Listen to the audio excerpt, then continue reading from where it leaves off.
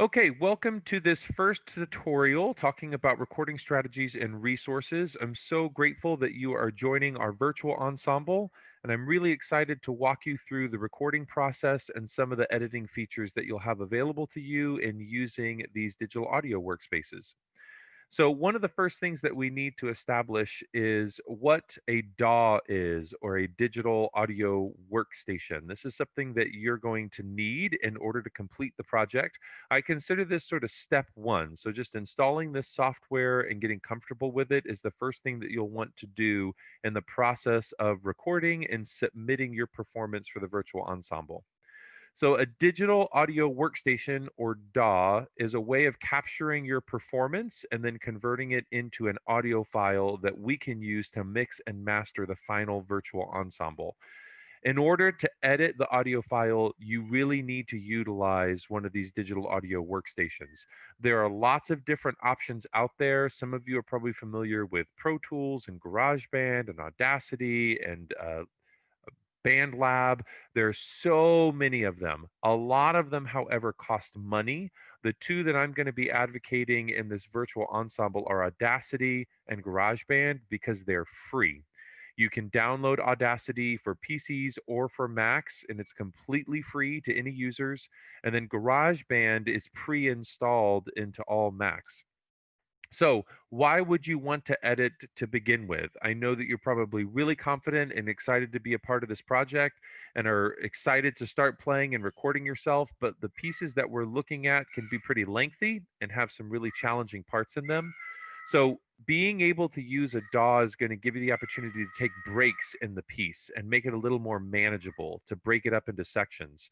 And some of you that have participated in our past virtual ensembles, you know that we were trying to get things in one take. But with the pieces that we're looking at that are a little longer, being able to break it up into manageable sections is really important. You're also going to be able to make very small corrections in terms of rhythm, pitch, and tone. So, this is another important thing. It's not something that you're going to be able to edit every measure or every note. But if you've had a really good take, but there's just that one note that needs to get corrected, using a DAW will allow you to get in and sort of tweak that or be able to re record certain sections instead of having to start all over again from the beginning. You'll also be able to save your progress. And this goes back to the first point, that instead of having to sit down and record all 8 minutes or all 9 minutes of a piece, you could maybe get to a halfway mark and then you could save your progress and come back to it later. Let's say that there's a really tricky section that you want to get a couple different takes on and you want to pick the best one. Using one of these digital audio workstations is going to allow you to come back to the project and not have to do everything all in one sitting. So, what if you don't have a DAW? As mentioned, there are lots of options that are either cheap or totally free.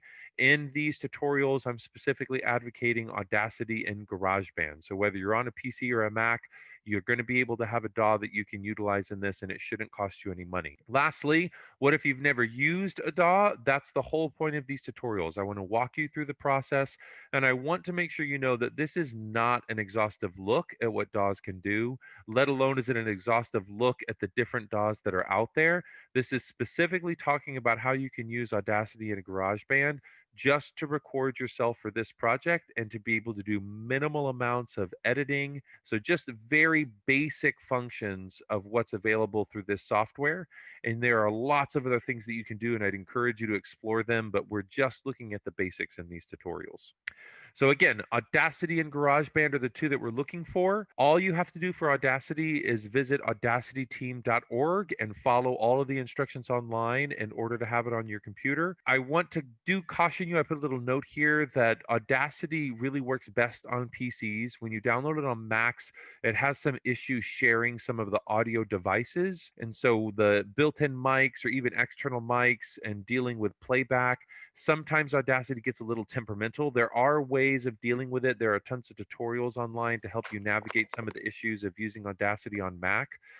But I just want to point that out. If you do have a Mac and you're worried about downloading Audacity or it starts to give you too many problems, you can always use GarageBand. So this is already preloaded. GarageBand does not work well on PCs. So it's sort of the opposite problem. There are ways of downloading GarageBand for a PC, but it's not what the software was designed for, so it might give you some issues. So depending on what operating system you're using, depending on what devices you're on, between Audacity or GarageBand, you should have the ability to do the things you need to do for this project. Both programs are very similar. That's the last thing that I want to say about these two DAWs that we're going to be looking at specifically. Know that there really isn't any exclusive benefit to one. If you end up recording in one versus the other, it's not going to make your recorder better or worse. It really just comes down to what hardware you're using. What are the devices that you're going to utilize for the project? And then that will dictate what DAW actually is a little more accessible for you in terms of what you can do on your devices.